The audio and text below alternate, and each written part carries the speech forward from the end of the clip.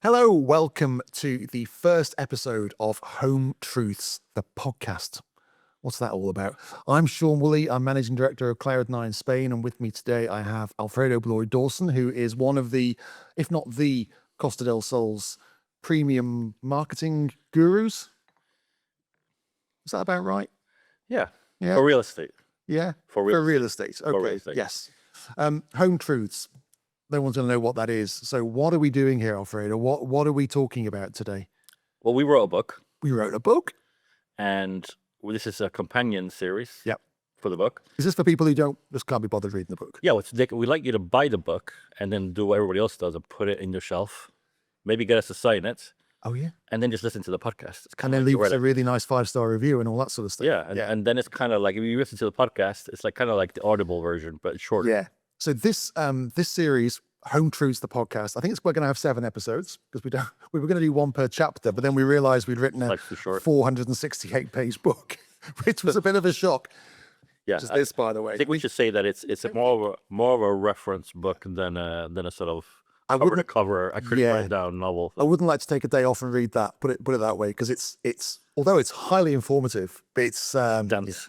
It is dense. It's something to dip in and out, isn't it?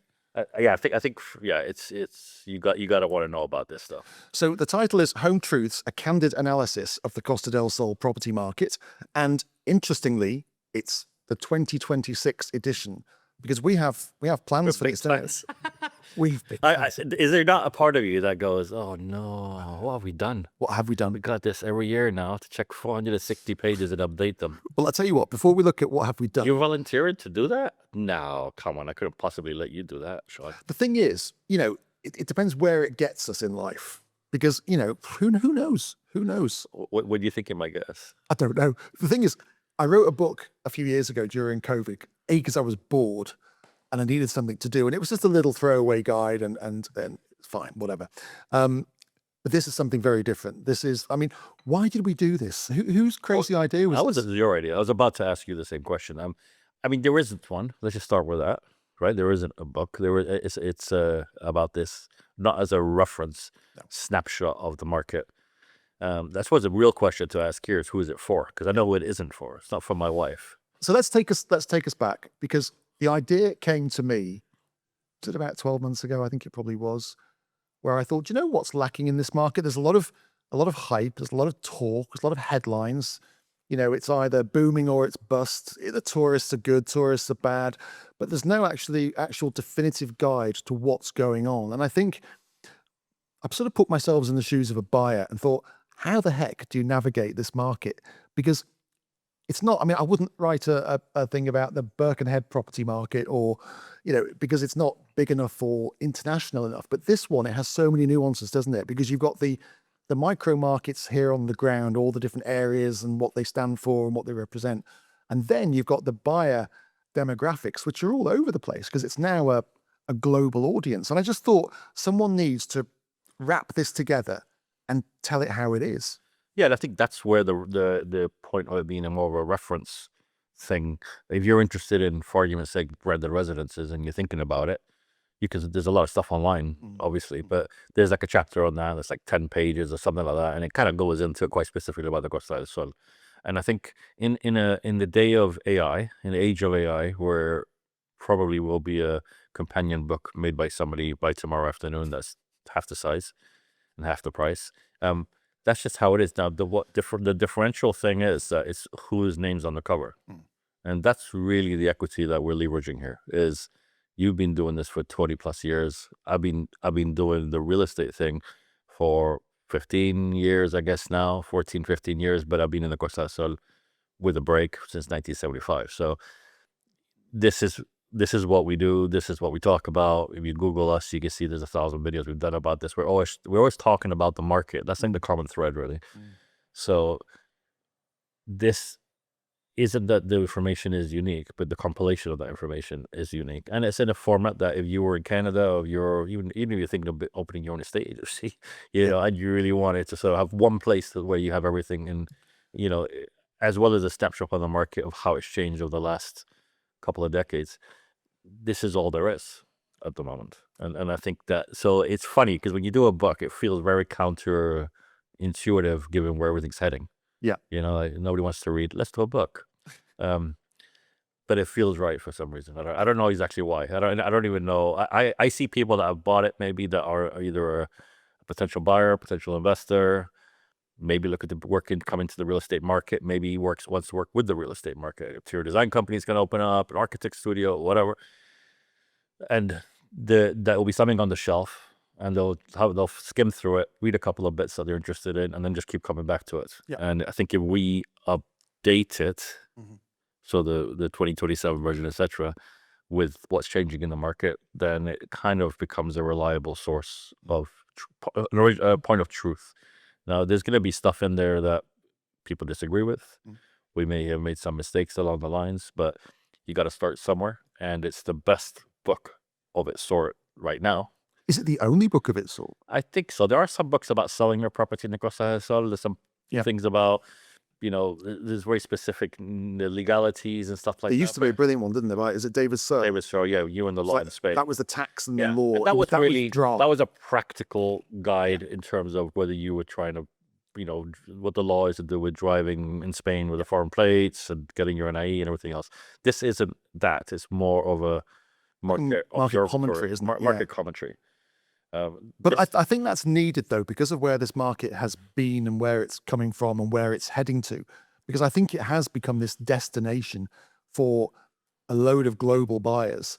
And I think it's a story worth telling, particularly with COVID and what happened. So we kind of start the story before COVID, don't we? And then we chart it during the pandemic. Like, we all thought the world was ending and, oh my God, what was going to happen? And then the glut after that of demand, and then what's happened since with a bit of a leveling off. But there is a story to be told. And on top of that, you've got the things like anti-tourism protests in Spain. And there's a lot of geopolitical issues come into play as well. It's fascinating. When I was writing it with you, it's kind of like, oh yeah, you could see it taking shape. Yeah, and the market here, like you said at the beginning, is such a complicated market. Yeah, it is. You have high-end mass market, you have off-plan resale, you have different nationality niches that are specializing in the Polish market or the Finnish market or whatever. You have 1,000 law firms serving that market, 1 million different languages going on. It's changing all the time. And one of the reasons why it's so volatile is, even though overall the industry is super healthy and is built, is that because you have such a broad mix of nationalities, the global figures are not volatile at all. They're very stable. But on a nation by nation basis, you're very reliant on the Swedish market being up or down of what's going on in Sweden. It almost has not that much to do with what's happening in Madrid. It's more to do with what's happening in London or Sweden or somewhere else. So that's where if you're service in the industry, you kind of need to know where you're going, what the markets are, and if you look at the buy in it, and you're trying to understand what are the differences between the areas, where is the tribe going to be likely to be found, what you should know about certain things. But it's not a legal guide in any sort of way. We touched on, we have a chapter about visas because it's so topical at the moment, particularly after Brexit and the abolition of the golden visa. I thought we had to focus on that for a chapter. And that's really probably as legal as we go, isn't it? Yeah. But I think the rest of it is, I think it's for anyone who's looking to buy, sell, invest, and work in this market. What I want it to be is the reference guide, really. And I think that's why we need to do it every year. But you can't wait, can you? At least next time we'll be armed with all the notary data. Yeah. I think we can safely say next time there'll be a lot more stats. Yeah. Right. Yeah.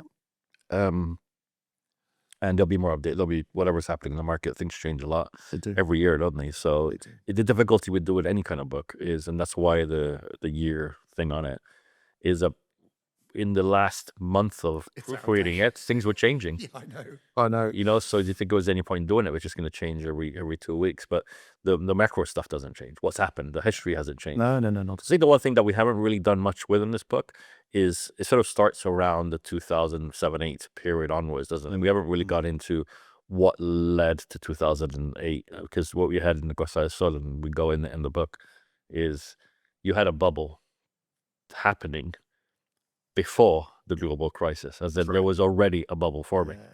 And we had like a 2007 bubble, and then 2008 the world went to crap, and I think we it would have happened. I think it would have happened here, regardless of what happened in the rest of the world. right. Okay, You so know, we're heading that. we haven't quite touched on that too much because it's another book, isn't it? Yeah, it is. You know, how we got to that point from the 60s to. Well, I think what we do, we touch on that a lot in the demographics, because we have chapters for each of the main demographic groups, don't we? So we have the first one actually is the UK, because it still dominates, even though it's a much smaller percentage of buyers now.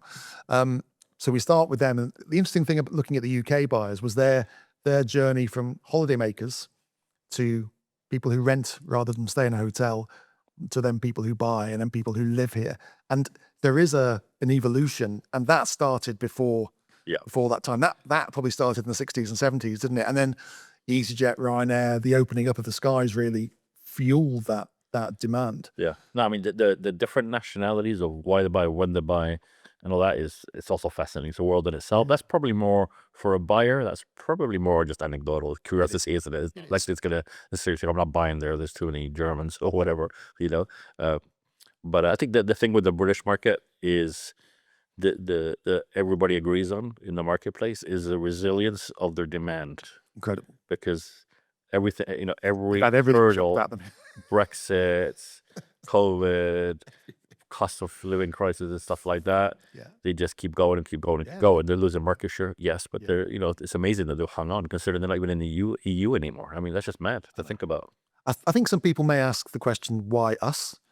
As I say, I thought it needed tightening up. It needed a reference guide of some description to be the anchor for the industry. And that's why I wrote it, not to sell books and not really to sell properties. It was just to be informative. And I roped you in because I just thought you'd be the ideal partner for me doing this, because you are neutral. You know, you haven't got an agenda. You're not selling houses. You're there. But also, I just felt that obviously we know each other a long time. We bounce off each other very well.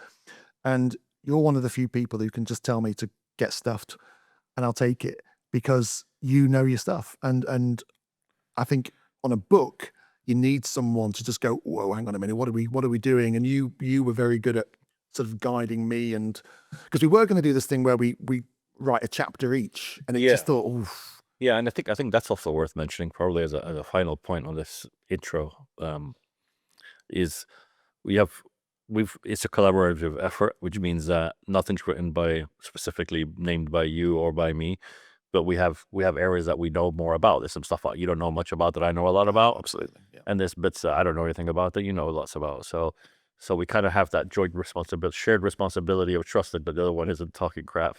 You know what I mean? Yeah. Which, you know, it's scary, isn't it, when you're putting a name on something and you think, oh, I hope he knows what he's talking about, because I don't know what's out, right? Yeah. But that's the idea of a collaboration, isn't it? Exactly. You got it. Because we came up with all the different points we wanted to cover, and then it kind of formulated itself into chapters, which had some sort of flow. Yeah. And there is a section 1, section 2, and a section 3, really. So if you do fancy watching it, you know, you're reading it in the, you know. What are the, just before we finish, what are the 3 sections? I mean, let's tell people what's in the book. Well, there's a lovely picture of us. Yeah. Thanks, Mark. So that's worth the. It's eye candy right there. Then we've got a preface. Is it preface or preface? Preface. So part 1 is pre-COVID, so the market before the shock. Oh, there's 4 parts. Part 2 is since the pandemic, so market shifts and structural change. Part 3 are the buyer profiles, so all the different demographics. And then part 4 is a series of deep dives, so buyers, investment models, and long-term trends. So this is where we put our kind of cap on and think, okay, where's this all heading, and what are we expecting in the future?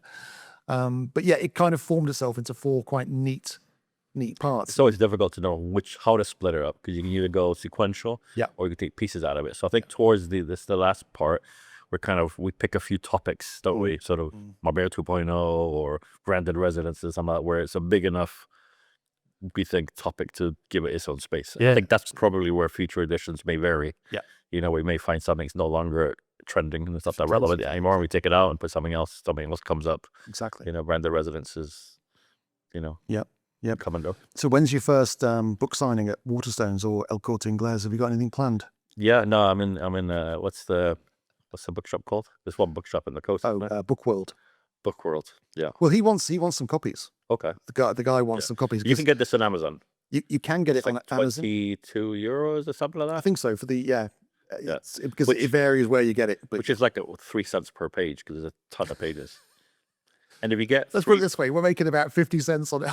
yeah, we're not going for the profit here. No, But if you buy this is gonna 3, make us I think everybody millionaires. should buy 3 because it supports the effort, and then it gives us encourages to keep it up to date and improve on reckon? it. So But if they get 3, they can also use it to elevate the laptop for a whole bunch of things.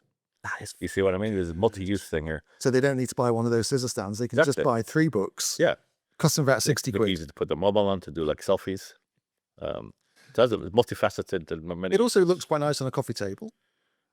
When we got the first proof copy, we were a bit like, good heavens, why is this so thick? Yeah, that's your fault. You kept it going. You think we've done enough pages? And I think so. 450 pages. Well, the problem is the book designer, there's a really nice guy in London. Thank you, Adam. He put it all together and he put it on like double page format. So of course I was reading the number of double pages thinking it's 200 and something. I'm thinking it's not enough. Because I was looking at books I had at home that were 200 pages and they were like that. When it turned up, I thought, oh yeah, okay. Yeah, I think the thing is that we're not pretending that we're the all-knowing, all-seeing gurus of anything. Really, I don't think James Patterson or Harlan Coben have got much to worry about on the book. No, what I'm field. trying to say is that there's a lot of estate agencies and experts in the market that deserve to have should do their own books. I'd love to read They some of them. shouldn't. No, I'd love to read what everybody's views are on things. Do it. That's what I say. My book's better than yours. There's a challenge. No, but you know what I mean? As in, I'd like to hear what some of this, particularly the older school ones that have been here since like the 80s and stuff. Well, I'd love to read that. talking of old school, you see, I like a book. I like to sniff it. I like to feel it. I like to put a bookmark. We're doing our own bookmark, aren't we? Put a bookmark in. I like to stick it there. I like to put it on my bookshelf. All this Kindle thing, not for me. Yeah, I'm not a big fan of Kindle, but to be fair, I Is that think an age thing? I haven't read a book for about 5 years. I'll be honest. I bought books, and they look great on my When shelf. I asked you to proof this for like the 15th time, Oh. you were I just lost the will to live. It's yeah. Anyway, on that note, okay, well, listen, we're looking forward to doing the podcast series. We're going to be next, I think the episode 2, we're going to be talking about the evolution of the market during and after COVID. Yeah. So we'll have a chat about that and set the scene. Exactly. And if you watch all the episodes, Yeah. You don't have to buy the book. don't buy the book, but you'll know what it's about without having to read it. Yeah. Yeah. But also, if it piques your interest, you can go to the chapter. I think we should hold some stuff back. I think we should drop in a little fact, like true or false. Factoid. Is factoid, is that a word? Factoid. Yeah, I like that. Okay. Very good. So I'll see you on episode 2.